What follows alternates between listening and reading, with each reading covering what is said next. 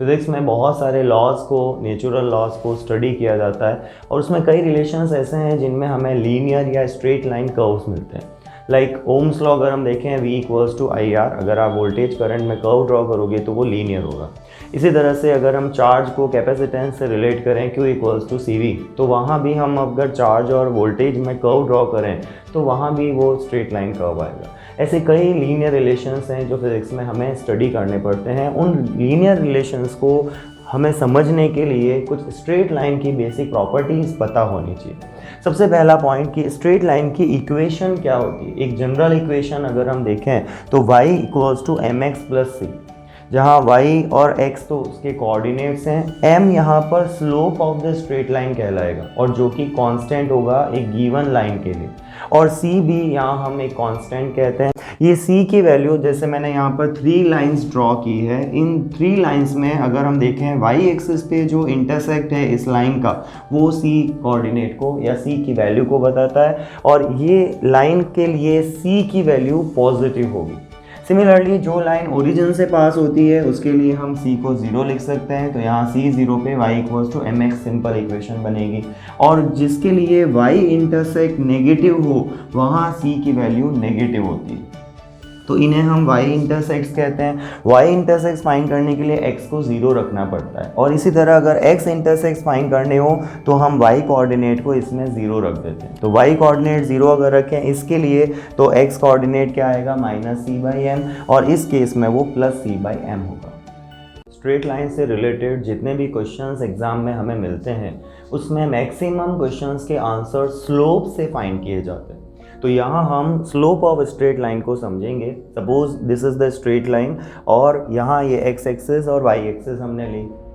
Slope को find कैसे किया जाता है, सबसे पहले हम उस गिवन लाइन पर कोई भी 2 पॉइंट इमेजिन कर सकते हैं या कंसिडर कर सकते हैं। इन दोनों पॉइंट के करस्पॉन्डिंग y की और x की वैल्यूज़ को फाइंड किया जाता है, like x1 x2 y1 y2।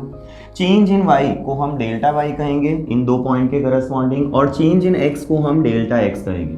तो ये जो x और y में चेंज हमने फाइंड किया, इसी change in y upon change in x को, यानी delta y by delta x को हम स्लोप से रिप्रेजेंट करते हैं। और ये स्लोप का जो यूजुअली सिंबल यूज लिया जाता है दैट इज स्मॉल m। अगर हमने इक्वेशन लिखी y इक्वल्स टू mx, यहाँ हमने c को 0 लिया है, तो इस इक्वेशन में m जो है वही स्लोप को रिप्रेजेंट करता है। कंक्लूजन निकाल सकते हैं वो ये कि अगर हम लाइन को इसी क्वाड्रेंट में 90 डिग्री रोटेट करें, लाइक इस एंगल से इस एंगल तक, तो स्लोप की वैल्यू जो है वो इंक्रीज होती है, क्योंकि tan थीटा 0 से 90 तक इंक्रीजिंग वैल्यू देता है। जैसे अगर हम वैल्यूज़ को देखें 30, 45, 60 और 90 पर, तो उसकी वैल्यू जाएगी 1/√3, 1√3 एंड इन्फिनिटी। तो जब 0 से 90 जाते हैं तो tan थीटा इंक्रीज होता है, इसलिए यहाँ स्लोप जो है वो भी इंक्रीज होगा।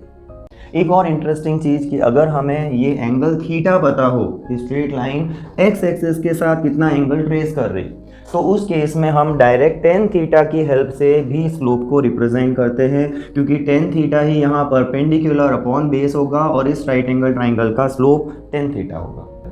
तो अगर हम कुछ डिफरेंट लाइंस लेते हैं, जैसे हमने अगर सपोज ये लाइन ली जिसमें x एक्सिस के पैरेलल लाइन है, तो थीटा एंगल यहाँ 0 हो जाएगा, और हमें पता है tan 0 0 होता है, इसलिए इस तरह की लाइन का स्लोप जो होगा वो 0 रहेगा।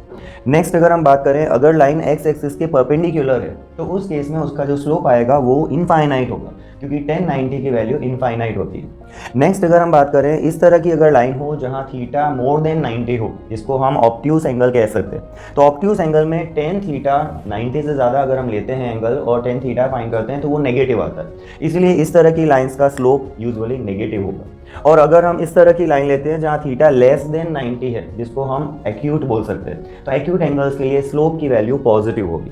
फिजिक्स में कई क्वेश्चंस ऐसे भी मिलते हैं जहां हमें एक स्ट्रेट लाइन के अंडर में जो एरिया कवर होता है वो फाइंड करना होता है। जैसे अगर मैं एग्जांपल दूं, सपोज अगर हमारे पास वेलोसिटी टाइम कर्व है, तो वेलोसिटी टाइम कर्व का जो एरिया अंडर कर्व होगा वो डिस्प्लेसमेंट या चेंज इन पोजीशन को बताएगा। सिमिलरली अगर हम एक्सेलरेशन टाइम कर्व, अगर स्ट्रेट लाइन है हमारे पास और उसका area under the curve find करते हैं, तो वो हमें चेंज इन वेलोसिटी प्रोवाइड करता है। सो ये area under the curve basically find कैसे किया जाता है। सपोज हमने एक सिंपल सा एग्जांपल लिया है कि स्ट्रेट लाइन जो है वो पैरेलल टू x एक्सिस, इसकी जो y कोऑर्डिनेट की वैल्यू है वो y है और change in x coordinate delta x। इन दोनों का हमें प्रोडक्ट करना है। तो अगर मुझे एरिया बताना हो तो ये रेक्टेंगल है, रेक्टेंगल का एरिया सिंपल क्या होता है, लेंथ इंटू ब्रेड्थ। तो यहाँ पर अगर हम लेंथ ब्रेड्थ को यानी y डेल्टा x को मल्टीप्लाई करें जो प्रोडक्ट से आ रहा है, तो उसको y into X F minus X I या x2 माइनस x1 भी ले सकते हैं। तो ये प्रोडक्ट से हम एरिया कैलकुलेट करते हैं।